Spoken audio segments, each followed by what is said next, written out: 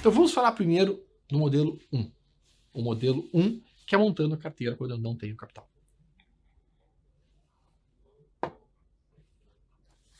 Primeira coisa. Passo número 1. Definir quanto dinheiro será aportado mensalmente. E eu sei que esse ponto é um pouco mais difícil, porque, na verdade, um profissional liberal nunca sabe quanto é que vai ganhar no mês.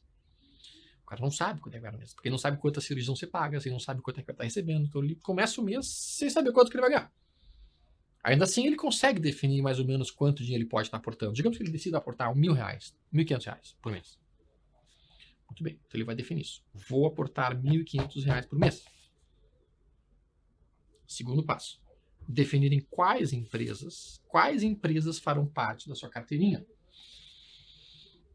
Como eu mencionei, idealmente de 4 a no máximo 8. Não muito mais do que isso, nem pensar mais do que isso.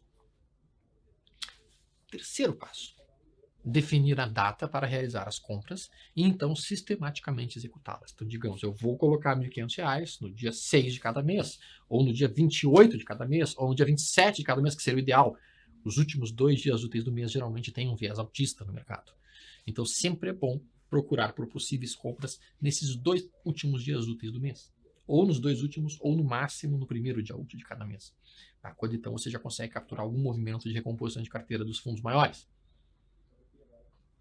Isso se você quiser. Isso se você quiser construir a sua própria carteira. A outra posição seria, eu vou aportar R$1.500 todos os meses em um fundo de investimento em ações.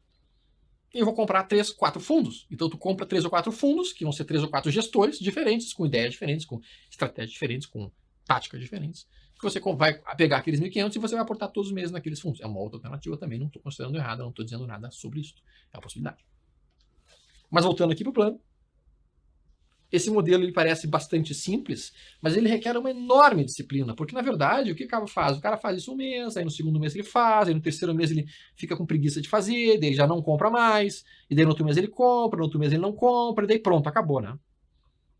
Quando falta disciplina, acabou. Então um dos problemas do modelo é a necessidade brutal de disciplina. O segundo problema do modelo é que nessa estratégia, e mesmo na outra a gente tem, mas nessa aqui a gente não tem. A gente não vai ter um stop. Não terei um stop. Não. A gente até tem um sinal de saída, que eu vou mostrar para vocês, mas a gente não tem um stop. Tá? A gente tem um sinal que vai nos dizer fecha as posições compradas neste momento e se retire do mercado, mas sem dúvida alguma nós não teremos um stop loss inicial. Nós vamos ter... Stop é aquela ordem que te tira do mercado ao se perder determinado ponto e se perder determinado preço. Tá? Para quem não sabe bem exatamente o que é o stop. Mas o risco aqui não vai ser diminuído por uma presença de stop. O risco ele é diminuído pela diversificação do setor e pela correta escolha de uma empresa boa, uma empresa resiliente, uma empresa mais forte. Tá? Muito bem. Como é que eu vou localizar um ativo para uma carteira? Como é que eu vou localizar os melhores papéis para uma carteira? Bom, agora, para localizar os ativos, nós vamos usar os fundamentos. Os fundamentos. Então, como eu mencionei, de 4 a 8 ativos, papéis que devam ser de setores diferentes. No início é bem provável que tu vá comprando no fracionário, porque tu vai comprar lotes menores. Esses lotes fracionários, quando eles forem juntando 100 ações, eles viram um lote integral. E tu vai registrando o ponto de cada uma dessas compras numa planilhazinha de Excel. Qual seria o site perfeito para eu poder olhar os fundamentos? Tem 2 básicos e muito bons. O fundamentos.com.br e o statusinvest.com.br. Esses 2 sites têm uma gigantesca quantidade de informação de aspectos de fundamentos das diferentes empresas do mercado financeiro. E nele, a gente consegue especificamente olhar as coisas fundamentais do mercado, aquelas que eu levo mais em conta. O que eu vou usar como fundamento que eu considero adequado, interessante e útil? Aqui, nós vamos trabalhar um conceito muito similar ao que o William O'Neill, um dos maiores investidores do século passado, fazia. Como é que ele fazia? Ele definia um sistema e, através desse sistema, ele identificava quais eram as empresas que realmente faziam sentido você querer ser sócio. Se você quisesse ser sócio de uma empresa hoje, qual é um dos principais pontos que você se perguntaria? Vamos lá, pessoal. O que você perguntaria para saber se você quer ser sócio de uma ação de uma empresa ou não? Se você quer comprar aquela ação ou não? A primeira pergunta que você se pergunta é: esta empresa está dando lucro? Ela tem um lucro líquido crescendo? Ela tem o lucro líquido crescente, constante, estável nos últimos 5 anos? Porque tu não quer ser sócio de uma empresa que não está dando lucro. É um conceito atávico. Quero ser sócio de empresas que estão com seu lucro líquido crescendo. Quando eu construí esse modelo e essa ideia que vocês estão vendo aqui, eu não conhecia muito bem o modelo do William O'Neill. Não conhecia. E o modelo do William O'Neill, ele é bastante similar ao meu modelo. Tá? A diferença é que eu falo de lucro líquido, enquanto que o William O'Neill fala de lucro líquido dividido por ação. Lucro líquido por ação, que a empresa oferece. Então, o lucro líquido por ação, o O'Neill procura empresas que tenham lucro líquido por ação crescendo de um trimestre de um ano para o outro trimestre do outro ano, pelo menos 20%. Um crescimento de 20%. Do primeiro trimestre de 2019 para o primeiro trimestre de 2020, ou do primeiro trimestre de 2018 para o primeiro trimestre de 2019, em torno de 20% de crescimento no lucro líquido por ação. É isso aqui que eu procuro nos gráficos que eu quero ter participação societária. Estão vendo? A curva de lucro líquido crescendo, trimestre após trimestre, ano após ano, mês após mês, a empresa consegue gerar cada vez mais lucro líquido. Porque, em última análise, o que me interessa é lucro. E quanto mais lucro uma empresa está fazendo pela quantidade de ações que existem no mercado, mais aquela ação vale. Percebe? Se eu tenho uma ação que está cotada em R$10, a empresa consegue produzir um lucro líquido por ação de R$2 neste ano, e no ano que vem, esta mesma empresa está produzindo de lucro líquido por ação R$4, certo? Essa ação que estava cotada em 10, quando ela entregava um lucro líquido por ação de 2, quando ela entregar um lucro líquido por ação de 4, ela vai estar muito mais. Porque o cara que é dono da ação está recebendo o quê? Mais lucro líquido do que o ano anterior. Então, o lucro líquido crescente, a gente está vendo aqui o status invest, aqui é a receita líquida, no caso. Tá? Lucro líquido colocado em laranja, crescendo, estável, bonito, do Banco Itaú.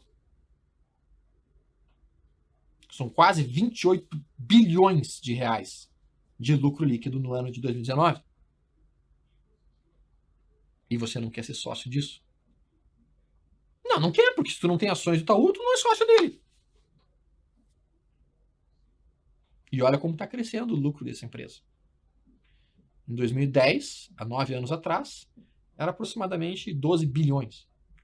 Em 2019, nós temos 26 bilhões, simplesmente 2 vezes o lucro. A empresa cresceu 2 vezes o tamanho do seu lucro em 9 anos. Estão entendendo o conceito? Estão entendendo mesmo o conceito? O como isso aqui pode enriquecer vocês? O que eu não quero? O que eu não quero é isso aqui, ó. É lucro líquido caindo brutalmente, ou eventualmente um lucro líquido instável. A gente tem alguns trimestres com prejuízo, alguns trimestres com lucro, prejuízo, lucro, prejuízo, lucro, prejuízo, lucro, tô rico, tô pobre, tô rico, tô pobre, tô rico, tô pobre. Isso eu não quero. Quando eu vejo uma empresa apresentando como resultados isto, eu me afasto dessa empresa. Essa empresa não vai entrar na minha lista de possíveis candidatas. Então, o lucro líquido, da forma como eu entendo, é uma referência fundamental. Olha, Braskem. Prejuízo, lucro, prejuízo, lucro, prejuízo, lucro e prejuízo. Eu tenho uma estabilidade de resultados? Não tenho. Eu quero ser muito sócio dessa empresa? Não. Não. Tem coisas melhores para mim. Tem coisas melhores para mim. E por isso, No momento que a empresa não dá lucro, eu me afasto dela. Assim como o Anil também se afastava dela. Só que a regra do Anil, no Keynesian Slim dele, era basicamente, ele quer lucro por ação crescendo mais de 20% no último ano por 3 anos consecutivos. Primeira regra para ele. Segunda regra para nós. Além do lucro, não adianta ter uma empresa que esteja com o seu lucro crescendo, mas o seu patrimônio líquido esteja encolhendo. E ela esteja diminuindo de tamanho. Tu quer ser sócio de uma empresa que está diminuindo de tamanho, que está ficando cada vez menor? Eu não quero. Eu quero ser sócio de uma empresa que a cada ano que passa está maior, está mais poderosa, está mais forte. E isso significa necessariamente patrimônio líquido. Então eu quero uma empresa que esteja com seu patrimônio líquido crescendo. No mínimo estável nos últimos 5 anos. Como que a gente está vendo aqui. Olha que coisa bonita. A gente tem um crescimento do patrimônio trimestre após trimestre, ano após ano, nos últimos 5 anos, crescendo de forma estável, de forma sistemática, de forma praticamente padronizada. Isso me interessa. Isso me interessa muito. A gente vê aqui o balanço patrimonial da Lojas Renner. Olha o patrimônio líquido da Lojas Renner. Olha como ele vem crescendo. Em 2010 era de 1 bi. 1 bi patrimônio líquido. Quanto é que ela está agora? 4,8 bi. Ela cresceu 4,8 vezes em patrimônio líquido em 9 anos. Uma empresa que está pujantemente em crescimento. Faz sentido para mim ser sócio de uma empresa que está crescendo. E se eu tenho as duas coisas juntas, ela está crescendo em tamanho, em patrimônio, e ela está crescendo em lucro líquido. Começa a ficar cada vez melhor. As duas coisas crescendo. Patrimônio crescendo, lucro líquido crescendo.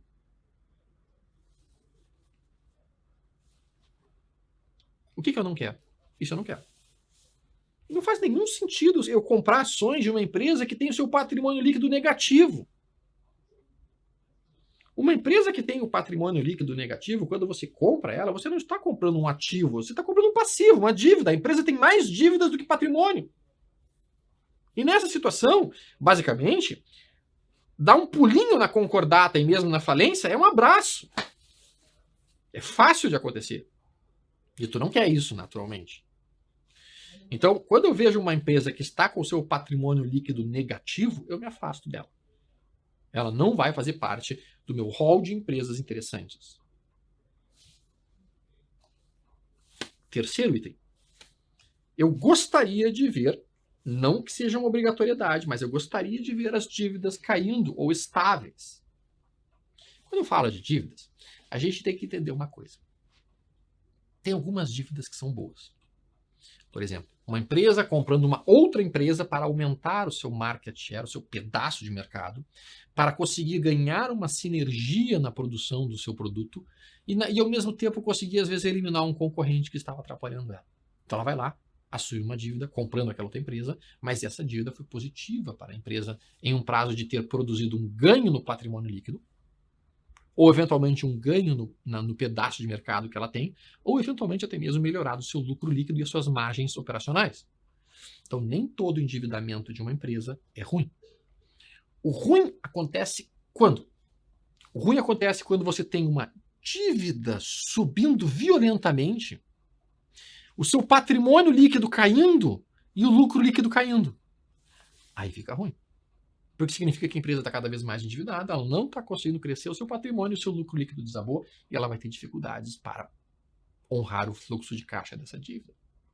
Agora, se você tem uma dívida subindo, lucro líquido subindo, patrimônio subindo em igual montante, em igual dimensão, as coisas estão relativamente, tranquilamente organizadas. E qual que seria o melhor de todos os cenários? O melhor de todos os cenários é patrimônio líquido explodindo para cima, lucro líquido explodindo para cima, dívidas caindo. Então o lucro está aumentando com as dívidas caindo. O patrimônio está crescendo com as dívidas caindo. Isso seria o melhor de todos os mundos. Isso aqui é o passivo exigível. Tá? O passivo exigível de longo prazo, como a gente está vendo aqui. Idealmente, eles deveriam estar evoluindo assim na maior parte das empresas, as dívidas caindo. Tá? Ou, isso aqui é até aceitável. Olha aqui, ó, Marco Polo. Do lado esquerdo, a gente tem o passivo exigível. Do lado direito, a gente tem o patrimônio líquido. Então, a gente está vendo que do lado esquerdo, as nossas dívidas estão aumentando. Mas ao mesmo tempo a gente vê que o patrimônio líquido está crescendo em igual montante, o que significa que a nossa preocupação com a empresa diminui. Isso aqui é legal. Tu tem ativos que são a linha em verde subindo, o passivo, que é a dívida, também está subindo, mas a gente vê que está uma dimensão, uma proporção, digamos assim, que guardam uma relação de estabilidade. Isso aqui não é legal. A gente vê a dívida disparando, o patrimônio afundando. Isso me preocupa. Eu estou vendo que a empresa está perdendo patrimônio e as dívidas estão cada vez maiores. Olhando isso dessa maneira, não é muito complexo e não é muito difícil a gente localizar quais são as empresas que estão ficando mais saudáveis, estão ficando mais fortes, e quais são as empresas que estão ficando menos saudáveis, menos fortes, menos atraentes. Conseguiram compreender essas ideias todas? O resumo de tudo isso está aqui. Ó. Nós vamos ter ainda um último critério, que é o PL. E quando eu falo de PL, a gente precisa gastar um pouquinho mais de tempo nisso. PL seria o quê? PL talvez seja, de todas as ferramentas da análise fundamentalista, aquela mais conhecida, a mais famosa e ao mesmo tempo uma das mais utilizadas, mas ao mesmo tempo talvez uma das menos úteis, por impressionante que seja, assim como o FR. O PL abaixo, o PL é o preço da ação dividido pelo lucro por ação. Então, PL é preço por ação dividido por lucro por ação. Reflete em quantos anos a gente teria o retorno do capital investido apenas pelo lucro criado pela empresa. O ideal é que um PL seria baixo, então. Então, se eu tenho um PL baixo, significa que o preço da ação está barato em relação ao lucro líquido produzido por ação. Se eu tenho um PL alto, isso significa que o preço da ação, no momento do mercado, está muito caro em relação ao lucro líquido gerado por ação. O problema do PL é que muitas empresas são vistas como tendo um enorme potencial de gerar lucro no futuro. E por isso o mercado automaticamente aceita pagar mais caro por elas, antes que elas tenham efetivamente virado para um mercado muito, muito comprador e tenha dado muito, muito lucro. Então não seriam como apostas que o mercado faz numa expectativa de lucro grande que vem acontecer no futuro.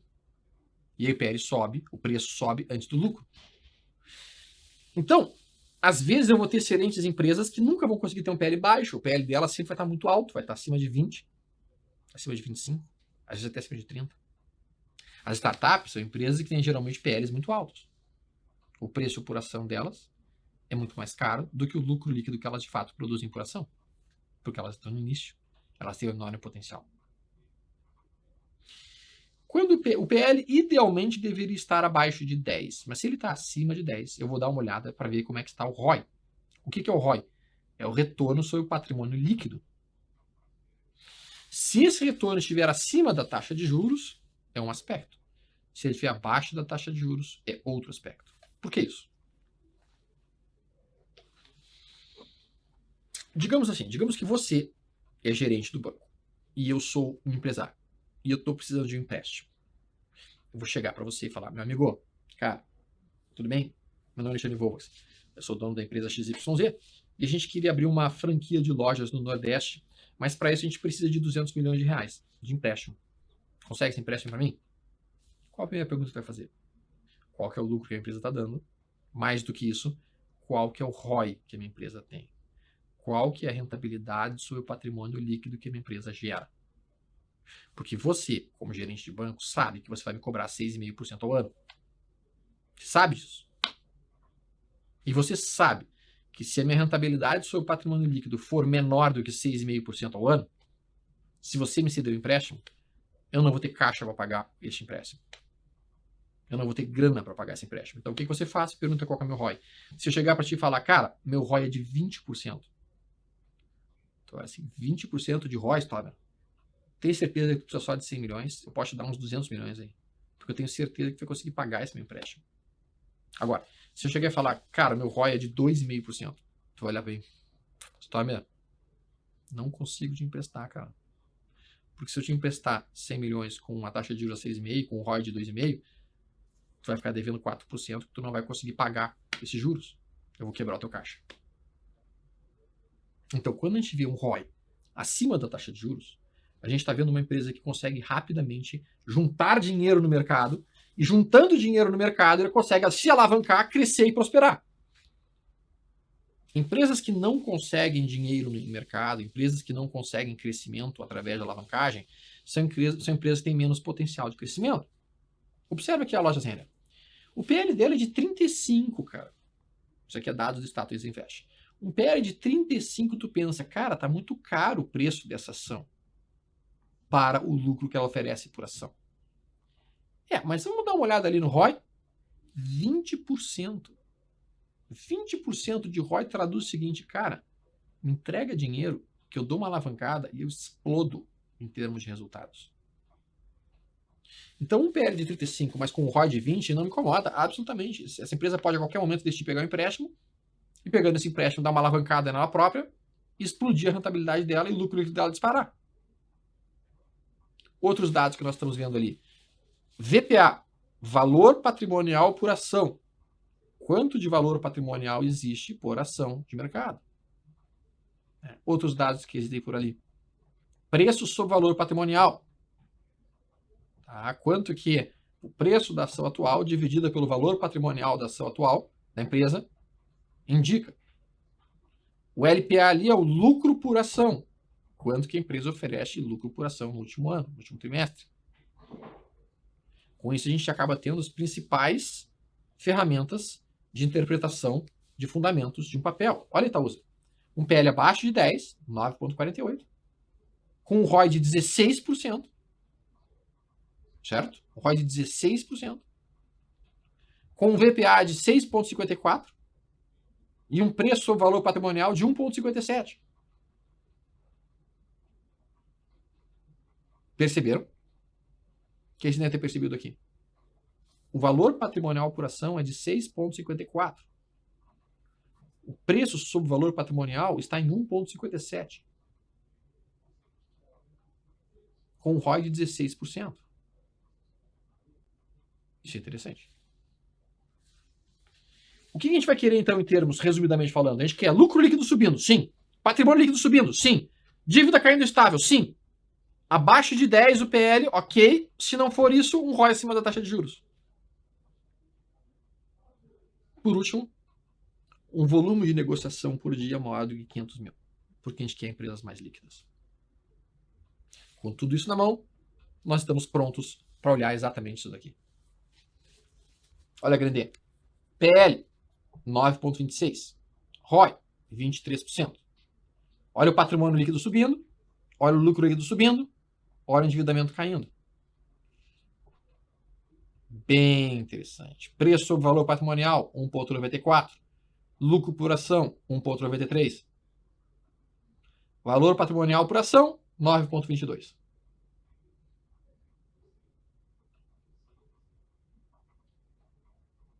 E com isso a gente consegue finalizar a nossa interpretação do que são as empresas boas, do que são as empresas que me interessam, do que são as empresas que eu acho que vale a pena pensar em botar na minha carteira. E daí, basicamente, o que precisa ser feito? De posse desses dados, é sentar o bumbumzinho na frente do computador, no Status Invest ou no Fundamentos, começar a procurar por essas empresas. E montando uma lista de 5 empresas boas que tenham todas essas características. Aqui tem uma. Rápida lista de empresas que neste momento estão trabalhando com os conceitos apresentados. 33, Construção, Itaúsa, Holding, Lojas Renner, Varejo, TRPL4, Eletricidade, Qual3, Qualicorp. Então, com isso, nós teríamos uma lista de 5 papéis, 5 setores diferentes. Mas somente o fundamento não soluciona o meu problema. Eu preciso agora entrar na segunda parte. Qual a segunda parte? É o momento certo de eu comprar o papel? Sim ou não? O papel está em um bom momento direcional? Ele está em um momento direcional de alta? Ou ele está em um momento direcional de baixa? E daí aqui eu entro justamente nessa etapa, em que eu coloco a minha média móvel de 80, antes eu usava de 200, tá? Eu coloco a minha média móvel de 80, e se eu tenho ela virada para cima, 80 exponencial virada para cima, eu estou acumulando papel. acumulando, acumulando, acumulando, acumulando.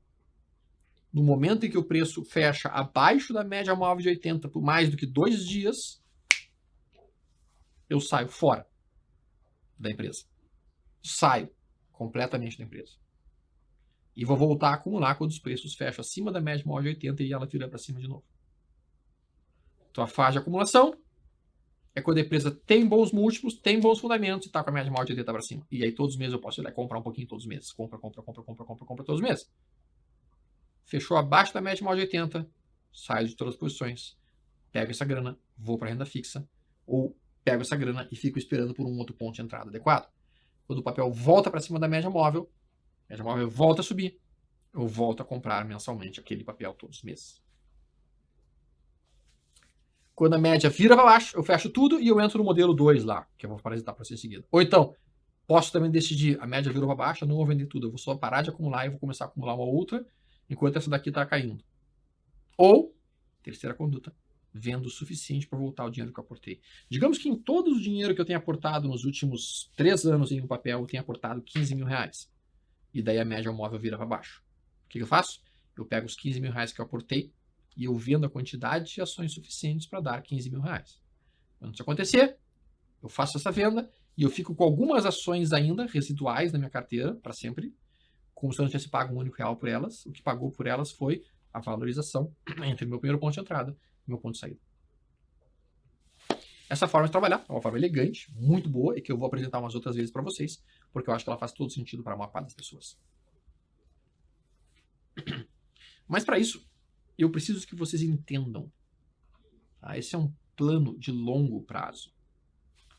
A ideia é vocês tratarem as ações como um patrimônio que vocês estão comprando ao longo do tempo. Como uma aposentadoria para filhos, netos. Tu quer ser sócio daquela empresa. Tu quer ver aquela empresa crescer. Tu quer ver aquela empresa valorizar. Tu não vai pensar em sair da empresa somente porque ela teve 1 ou 2 trimestres ruins, ou porque ela deu um pequeno susto, ou porque algumas pessoas ficaram preocupadas por causa de um coronavírus. Certo? Então, assim que acontecer o sinal de saída, você se retira da posição. Sim, é possível que a gente utilize essa carteira, essa forma de desviar a carteira para montar uma carteira de dividendos? Sim, é possível também.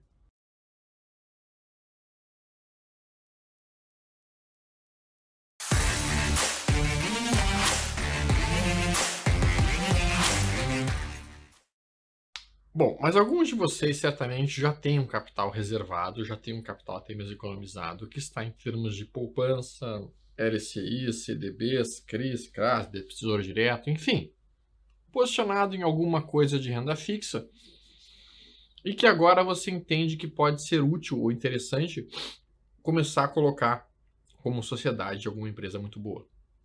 E daí a gente entra no segundo plano. O segundo plano, então, basicamente busca também identificar os mesmos papéis que têm ótimos fundamentos, exatamente a mesma ideia de empresas com as quais nós queremos estar associados, empresas que nós queremos capturar realmente uma boa movimentação. E o nosso dinheiro começa a sua trajetória, digamos assim, dentro da renda fixa. Lá, quietinho, parado, tranquilo. E nós vamos utilizar, então, a análise técnica enquanto ferramenta de timing, enquanto ferramenta de melhor momento de compra, para que a gente providencie a melhor hora de tirar o nosso dinheiro da renda fixa e entrar naquela sociedade daquela empresa. Isso significa, basicamente, usar o FR14. O que é o FR? O FR é um índice de força relativa, um indicador criado pelo Alice Wilder na década de 76, acho que 85, alguma coisa nesse cenário. Na década de 75 e 85 ele criou essa ferramenta e até hoje é considerado uma das melhores ferramentas da análise técnica para a identificação de timing de mercado. Ele é um oscilador.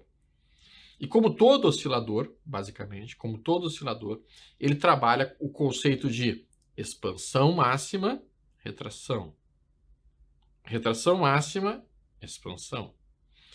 Então ele funciona muito como a nossa caixa torácica, muito como o nosso tórax durante a respiração. A gente tem um ponto máximo de ar que a gente consegue colocar dentro do nosso tórax e a gente tem um ponto máximo de ar que a gente consegue expulsar do nosso tórax. E dessa maneira, então, observando isso, ele funciona com estes níveis que estão aqui. Vejam que o indicador parece meio feio, né? Quando tu olha aquilo ali, parece ser um eletrocardiograma, talvez um eletroencefalograma.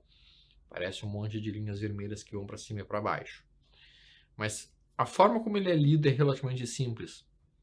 Níveis, teoricamente, abaixo de 30, são zonas que recebem o nome de zona de sobrevenda. Sobrevenda seria o momento em que o mercado vendeu mais do que deveria e, portanto, tem uma grande possibilidade de formar um fundo. Zonas acima de 70 recebem o nome de zonas de sobrecompra, ou seja, o mercado comprou mais do que podia e ele precisa dar uma certa realizada nesse lucro ou nessa movimentação. Observe como literalmente a gente consegue, usando essa ferramenta, localizar os principais fundos que o papel apresentou no gráfico semanal, com ótimas entradas sendo observadas toda vez que a gente bateu nesta região de 30.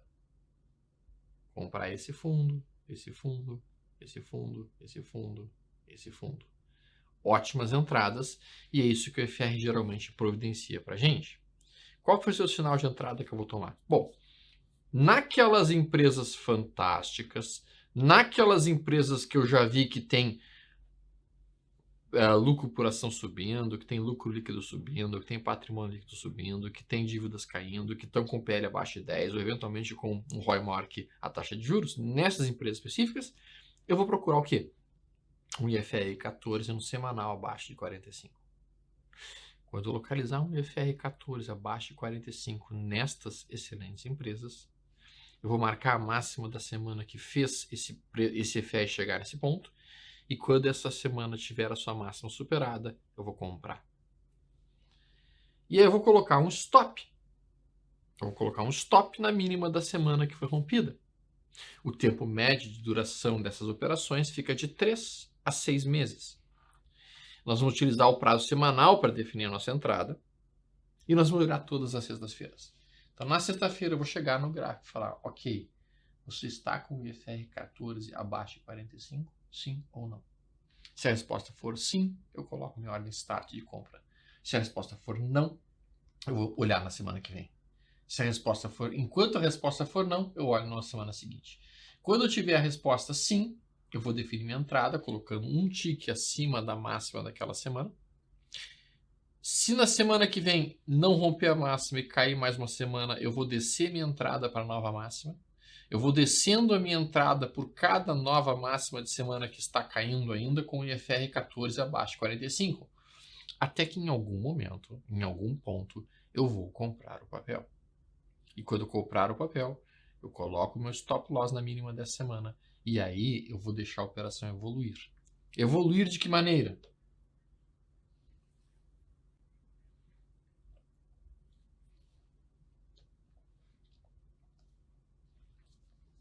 Eu vou esperar que o FR 14 chegue acima de 70. Ou seja, um bom tempo até que isso aconteça. Porque se eu acabei de comprar hoje com o FR 14 abaixo de 45, vocês acham que vai ser semana que vem que ele vai chegar em 70? Não.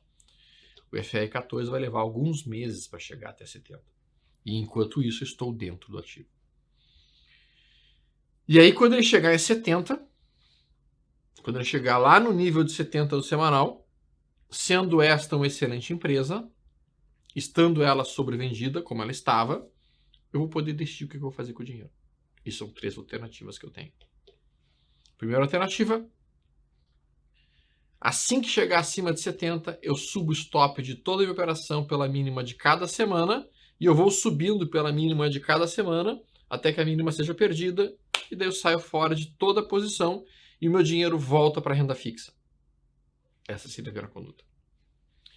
Esperando por um novo sinal de entrada. Segunda conduta, eu liquido toda, assim que eu chego na sexta-feira e eu vejo que o FR14 está acima de 70, nesta mesma sexta-feira eu vou no computador, vendo toda a posição e acabou o trade. Boto o dinheiro no bolso, trago esse dinheiro para a renda fixa e eu vou esperar por uma nova posição dentro da renda fixa. Terceira conduta. Digamos que eu tenha entrado com 50 mil reais na operação. Então eu entrei com 50 mil reais na operação, o FR14 subiu e foi para cima de 70. E agora eu vou calcular quantas ações eu tenho que vender para retornar exatamente os 50 mil reais. Então, digamos que eu tenha comprado o papel a 10 reais, exemplo. Comprei então o papel a 10 reais, comprei então 5 mil ações a 10 reais. E aí o papel sobe para 20 reais, apenas para arredondar isso, então o papel sobe para 20 reais, chega lá com o FR 14,70, ele está em 20 reais. Quantas ações eu tenho que vender a 20 reais para que eu consiga retornar os 50 mil que iniciaram na operação? Se eu vender a 5 mil vezes 20, eu vou ter 100 mil reais. Então, quanto que eu preciso vender? Eu preciso vender 2.500 ações. Se eu vendo 2.500 ações, retorna o meu financeiro inicial do trade. Eu fico com 2.500 ações como se eu não tivesse pago um único real por elas. Eu não paguei nada por elas. No início da operação eu tinha 50 mil reais. No final da operação eu tenho 50 mil reais. Mais 2.500 ações desta excelente empresa que a gente já fez todo o estudo dos múltiplos e dos fundamentos. Faz sentido para vocês? Eu acho que faz bastante sentido. Claro que a pessoa pode então pensar o seguinte: ok, mas Stormer, a operação levou 6 meses. Então, por que eu vou retornar 50 mil reais? Eu tenho que retornar no mínimo 50 mil reais mais o CDI. Tá, ok, então tá. Então, tu calcula o CDI do período e aí tu retorna 50 mil reais mais o CDI para pagar o tempo que o dinheiro ficou dentro daquela ação. Esta é uma grande estratégia. Esta é uma forma de você construir todo um patrimônio ao longo de 1 ano, 2 anos, 3 anos, 4 anos, 5 anos, 10 anos, 15 anos. Essa estratégia não vai te fazer milionário da noite para o dia, mas se você executá-la com disciplina, foco, meta, você tem uma grande probabilidade de conseguir resultados astronômicos. Pense sobre isso. Se usarmos stop, e eu uso stop, tá? O stop geralmente fica onde? Fica na mínima da semana que teve a sua máxima superada. E aí, digamos que aconteça a pior sanação possível, que é o FR 14 desce abaixo de 45, eu marco a máxima daquela semana, coloco o meu stop na mínima, o mercado aciona a minha entrada, o mercado recua e me stopa. Quanto é que eu perdi? 5%, 6%, que é a amplitude de uma barra semanal, geralmente. Tudo bem? Eu continuo marcando a máxima de cada semana nova, até que eu tenha uma nova entrada. Digamos que eu faço uma nova entrada e eu levo um novo stop. Pô, são 12% já de loss nesse stop. Eu continuo marcando a entrada por máxima de cada semana até que eu tenha uma nova entrada e daí o trade vai. E geralmente quando ele vai, o retorno médio desse tipo de operação fica entre 40% e 80%. Então uma única operação que tu bote 40% ou 80% de ganho, pagam simplesmente 2, 3, 4, 5, 8, 9, 10 stops. Qual que é o nível de acerto desse sistema, em média, na maior parte dos ativos? 70% dos trades vão para um ganho neste modelo, estatisticamente falando, nos últimos 20 anos. Defeito do modelo, ele é lento. Outro defeito do modelo, tu não pode estar olhando o mercado todo dia. Se tu olhar o mercado todo dia, simplesmente você vai se estressar. Você vai ficar de torcedor. Nossa função não é ser torcedor de mercado. Então, tu tomou a posição, comprou, por exemplo, ali a Grendene, 50 mil reais, 3.400 ações, a 14,61, stop em 13,77. Se for estopado, perde 2.822 reais. No próximo movimento, tu tem entrada, tomou posição.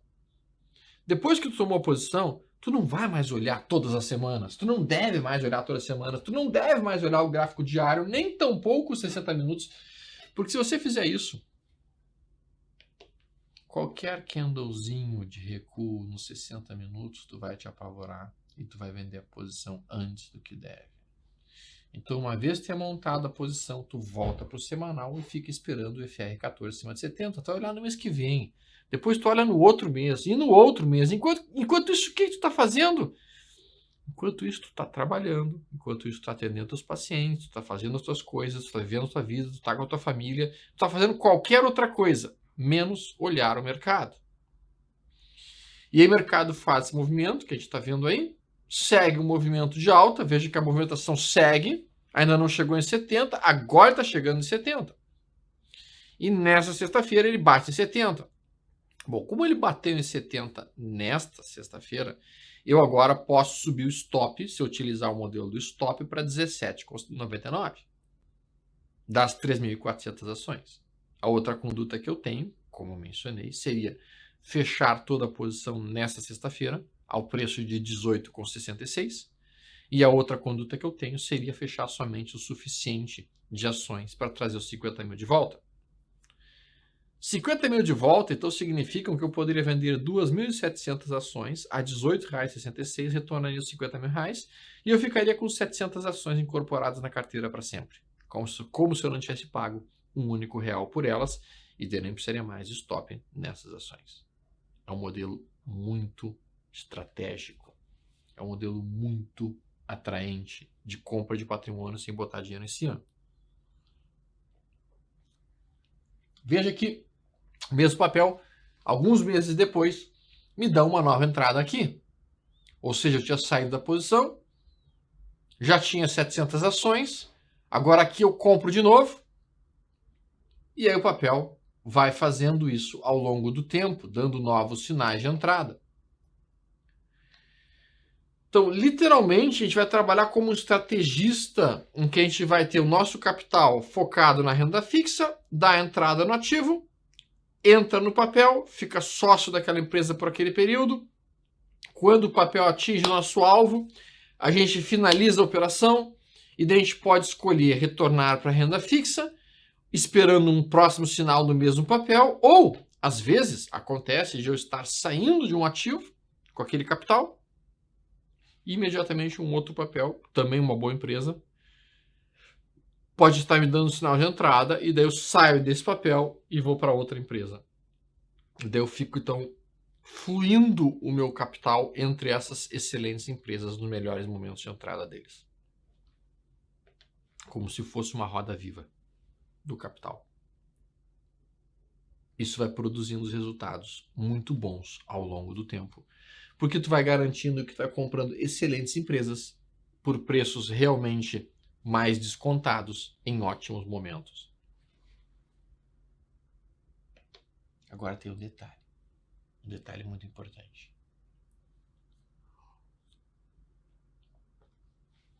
Existe uma sazonalidade no mercado. Existe um momento perfeito na década para a gente tentar ficar muito rico, para a gente poder ganhar muito dinheiro. Isso vai acontecer na vida de vocês nos próximos anos. Qual é o momento perfeito? Prestem bem atenção nisso, tá? Eu tenho que falar sobre duas coisas. Primeiro eu tenho que falar sobre ciclo de mercado, depois eu tenho que falar sobre sazonalidade de década. Primeiro vamos falar de sazonalidade de década. Esse estudo que vocês estão vendo foi feito por um grupo chamado Dogs of the Down, e eles simplesmente pegaram o resultado consolidado ano após ano do Dow Jones de 1896 até hoje. Então eles verificaram qual era o resultado médio que o Dow Jones apresentava ano após ano e construíram essa curva que vocês estão vendo aí. Essa curva ela traduz para nós o seguinte desempenho médio do mercado americano e do mercado mundial de uma forma geral. O mercado costuma fazer um topo nos anos que terminam em zero, topo por ciclo econômico, e depois ele vai recuando no ano em 1, o ano em 2, e o ano em 3 é o ano que mais frequentemente, de 1896 até hoje, produziu um fundo de década, o ano que terminava em 3. Depois 3, 4 seria um ano de alta, 5, em todos os estudos que eles fizeram, e aqui no Brasil também, mostram que o ano mais forte da década é o ano que termina em 5, o ano está aquecido. Depois segue a alta em 6, segue a alta em 7, e eles perceberam que o ano que termina em 8 é um ano trágico para a Bolsa, é um ano que geralmente produz fortes movimentos de recuo na Bolsa. E depois o ano em 9 seria mais um ano em alta, e no ano em 10, o ano em 0 seria mais um possível topo. Esse ciclo que o mercado estava fazendo, ele estava sendo literalmente respeitado pelo nosso mercado há muito tempo. A gente tinha feito um topo lá em 90, a gente caiu até 92, fez fundo em 93, a gente subiu até 97, a gente teve o crash em 98, a gente subiu em 99, a gente fez o topo em 2000, a gente caiu até 2002, depois a gente subiu até 2008, a gente fez o crash em 2008, aí subimos em 2009, chegamos em 2010, topo de 2010. Então até ali o mercado estava super bem. E aí de uma hora para outra o mercado começa a fazer o recuo, 2011 recuo, 2012 recuo, era para ter feito o fundo em 2013, não fez. Continuou caindo em 2013, 14, 15, 16. Nós tivemos o efeito Dilma, que conseguiu empurrar a nossa queda por muito mais tempo do que seria o clássico, historicamente, ciclicamente falando. Daí a gente faz um forte movimento em 2016, 2017, 2018, 2019 e este ano, 2020, é ano de usualmente topo de mercado para o mercado americano. Será que aqui nós também faremos um topo? Será que nós continuaremos caindo em 2021, 2022 até a próxima eleição presidencial? E dependendo do próximo presidente, nós poderíamos ter um novo ciclo de alta ou mais 4 anos de queda até 2026, repetindo o ciclo da década passada. Mas o fato é, e o ponto é, que sim, nós teremos essa sazonalidade, e uma sazonalidade bastante típica de mercado que também acontece, é essa que vocês estão vendo aqui. Existe um ditado chamado Sell in May and Go Away, que seria venda em maio e vai embora. E eu fiz um estudo estatístico em cima para perceber quais seriam os meses mais prováveis de topo e fundo no mercado brasileiro. Através, basicamente, de uma retrospectiva de 94 até 2011. Esse estudo é feito até 2011, mas ele segue sendo válido exatamente nas mesmas conformações. Bom, olhando isso dessa maneira, entendendo isso dessa maneira, o mês mais forte do ano no Brasil é o mês de abril. É o mês em que nós não poderíamos estar de fora da bolsa. E o mês mais fraco do ano aqui no Brasil é o mês de setembro. É o mês que realmente tem o maior nível de queda no mercado brasileiro, historicamente falando. E o segundo mês mais forte no Brasil, o segundo mês mais potente no Brasil é novembro, que é quando inicia um período que os americanos chamam de 6 Golden Months, seriam 6 meses de ouro. Quais são os 6 meses de ouro? Vão de outubro até maio. Então, se vocês tiverem que escolher apenas 6 meses do ano para estar comprados em bolsa, que seja entre outubro e maio de cada ano. Agora, vamos ver aqui uma outra coisa. Isso aqui que eu queria mostrar para vocês. Como mencionei, uma vez a cada 3 ou 4 anos, o mercado vai te dar uma oportunidade brutal de ficar muito rico e de ganhar muito dinheiro. Quando é que é essa oportunidade? Quando que acontece essa oportunidade? E digamos que você hoje tenha 30 anos de idade. Você tem 30 anos. Se a gente está falando de 2 oportunidades por década, e digamos que a gente tenha 70 anos de vida, você tem ainda mais 4 décadas de vida, você terá então 8 oportunidades, no mínimo, para ganhar muito dinheiro. Quais são essas 8? Observe esse ciclo. Em 92, o mercado cai 60% em relação ao seu topo.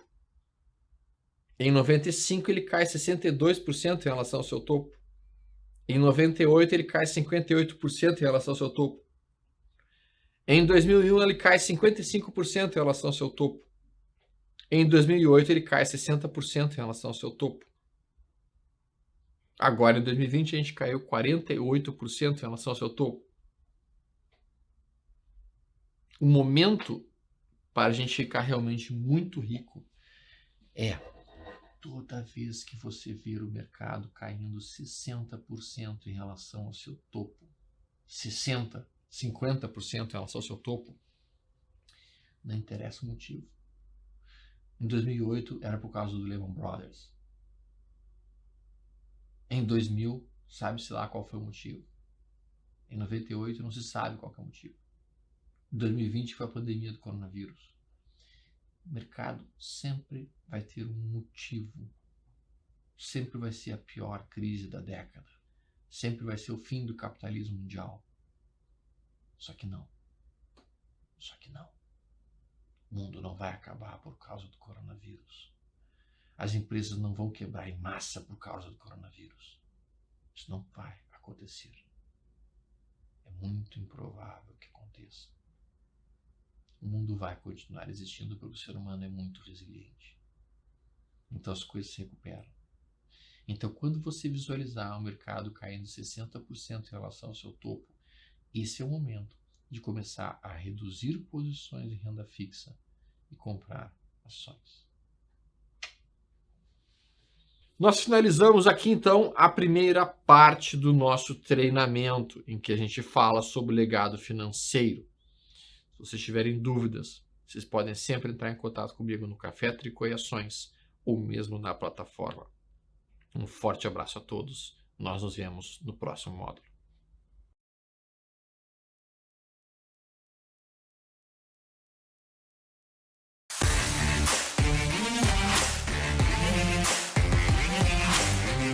Olá pessoal, tudo bem? Como vocês estão?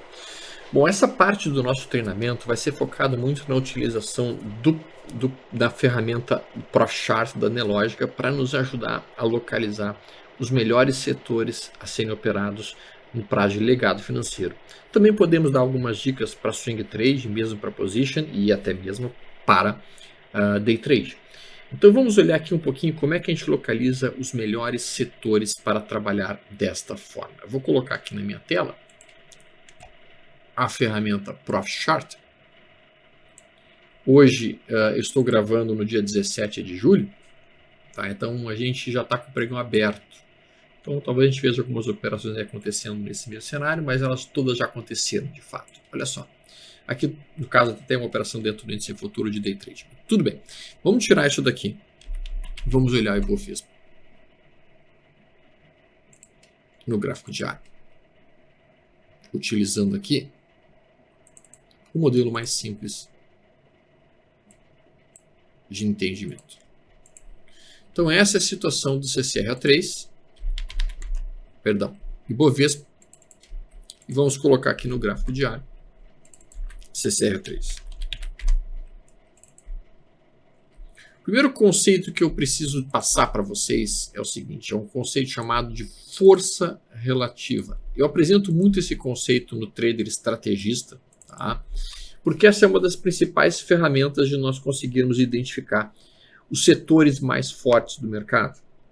E dessa maneira, os setores que a gente teria que guardar atenção ou guardar uma maior digamos assim, foco naqueles papéis. Até porque, como a gente sabe, existem dezenas de papéis no mercado, algumas centenas na verdade. Se a gente for tentar olhar todos eles, essa é a maneira mais rápida de nós não conseguirmos pegar nenhum deles da maneira correta. Então, o que é a força relativa ou desempenho relativo? É basicamente verificar como encontra-se o movimento do papel em relação ao Ibovespa. Digamos que do início do ano até agora, o Ibovespa esteja nesse momento atual, a gente pode inclusive ver isso. Do início do ano até agora, que foi aqui, o Ibovespa está com menos 13%. Nesse período em que o Ibov caiu 13%, a gente teve alguns papéis, então aqui Ibovespa, tá?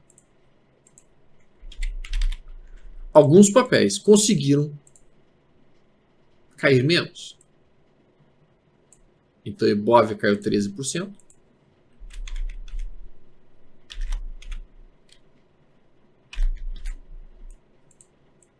Alguns papéis, nesse período, conseguiram cair, vamos lá, XYZ. Conseguiu cair menos 5%. E outros, inclusive, caíram mais. Caíram ABC, caíram menos 45%. E outros conseguiram até subir.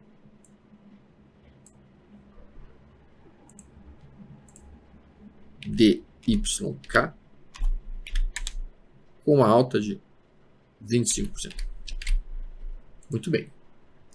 O que isso me traduz? Bom, isso me traduz o seguinte.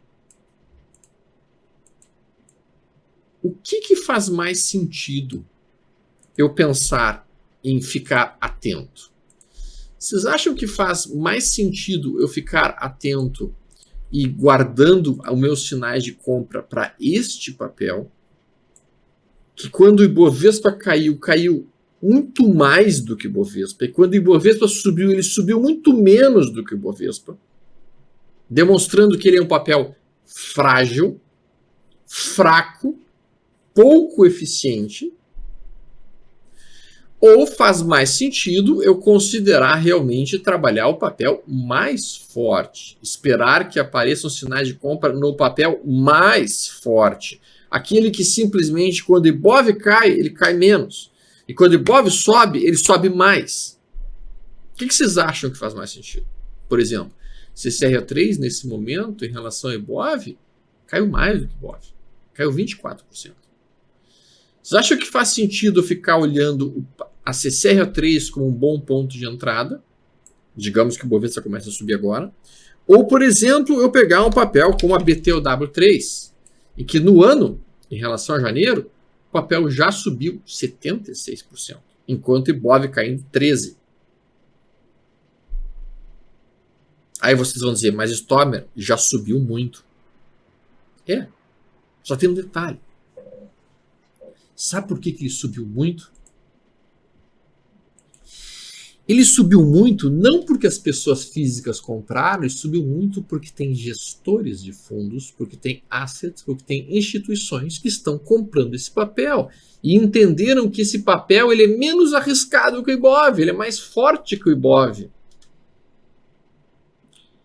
Então ele subiu muito justamente porque ele é muito melhor que o resto do mercado. Para os principais players do mercado. Não estou dizendo que essa é uma excelente empresa, se a gente olhar os múltiplos delas, inclusive, nem sequer entram nos nossos critérios. Nos critérios que a gente conversou no mercado financeiro. Mas neste momento, esse papel está com uma força relativa muito maior do que o Ibov. Vamos pegar a MGLU 3. MGLU 3. Nesse mesmo momento, a MGLU 3 está com quanto em relação a janeiro?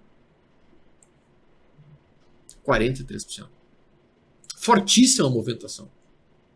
Fortíssima movimentação. Então, olhando dessa maneira, muito mais sentido nós concentrarmos os nossos olhos, concentrarmos a nossa ação e concentrarmos até mesmo as nossas ideias em cima de papéis que estejam mais fortes do que Bovespa, mais poderosos do que Bovespa, em tendência de alta dentro de Bovespa. Vamos olhar aqui, por exemplo, nesse cenário atual, VEG3. Janeiro até agora. 55%. Eu prefiro isso do que isso aqui. Mas Stormer, você acha que não tem um upside muito maior em Banco do Brasil aqui? Porque o Banco do Brasil está 35% abaixo do topo anterior e o Ibov está só 13%. Daqui a pouco o Banco do Brasil vai tentar buscar isso. Observa. Se o papel está 13% abaixo do Ibov, na verdade aqui quase 15% abaixo do Ibov, é porque tem algum problema com esse papel.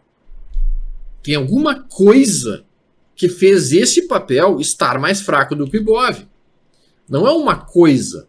Na verdade, são vários e vários milhões de reais que não estão entrando neste papel. E se eles não estão entrando neste papel, é porque eles sabem de alguma coisa que eu não sei. Não é só Banco do Brasil, se a gente olhar o próprio Itaú, está numa situação bastante similar. Então o setor financeiro como um todo está muito mais atrasado em relação ao Ibovespa. Eu não quero apostar no cavalo manco. Isso aqui é um cavalo manco, por impressionante que pareça nesse momento. Eu quero apostar nos primeiros cavalos, naqueles que estão mais fortes. E como é que tu faz isso, Stormer? Tem uma ferramenta aqui, ó, nessa parte do Profit, que é grade de cotações. E na grade de cotações, a gente pode definir a grade como a gente quiser. E nesta grade existe uma coluna que é essa daqui, ó, propriedade, grade de cotação, que é essa coluna que vocês estão vendo aqui, 12 meses. Então a gente clica com o botão direito do mouse, em cima da aba das propriedades, propriedade, grade de cotação, e a gente vê aqui, ó, 12 meses. Isso mostra o quê? A variação do papel nos últimos 12 meses. E aqui aparece a variação no último dia. Então, se a gente coloca aqui o 12 meses, olha o que surge. A gente pode daí colocar, por exemplo, os papéis com a maior variação do dia, se a gente quiser fazer a força relativa do dia. Ou a gente pode fazer a variação e classificá-la a partir dos últimos 12 meses. E aí, se a gente for olhar isso, qual é o papel que tem hoje a maior força relativa de todos, assim, aquele que realmente está, pelo menos dessa carteira observada, neste caso específico, a gente está vendo que um dos papéis com a maior força relativa no momento é BTOW3. Qual que é a força relativa do Ibovespa? A gente vai procurar a BOVA 11, onde é que ela está? BOVA 11, BOVA 11, BOVA 11, BOVA 11, BOVA 11 está aqui, ó. BOVA 11 está aqui. Nos últimos 12 meses, BOVA 11 está com menos 3,08%. Está aqui ela. Então, todo mundo que está acima disso, no último ano, está mais forte do que a BOVA 11. E todo mundo que está abaixo disso, no último ano, está mais fraco do que a BOVA 11. E aqui eu não estou entrando no mérito se são boas empresas ou empresas ruins. A gente olha, por exemplo, aqui que a gente tem lojas Renner abaixo da BOVA. A gente tem a CSMG3 abaixo da BOVA. A gente tem a própria Multi 3 abaixo da BOVA. A gente tem a ITSA 4 abaixo da BOVA. Então, nesse momento, nós temos vários papéis abaixo da BOVA e que são de empresas muito boas. Mas o que me interessa quando eu procuro operar o mercado, entender qual é o setor que está mais forte, é imediatamente procurar os papéis que estão aqui, ó, os líderes. Então, quando a gente olha aqui essa situação, quais são os papéis que estão literalmente liderando o mercado no momento? Vocês perceberam isso? BTOW3, qual é o setor? Varejo. Com gás? Tá, com gás, né? MGLU 3, varejo. VEG, motores elétricos. PRIO 3, petróleo. LAME 4, varejo. Centauro, varejo. ENEV, energia elétrica. TRIS, construção. Mas vocês perceberam a quantidade de ativos do setor de varejo que estão entre as 10 mais fortes?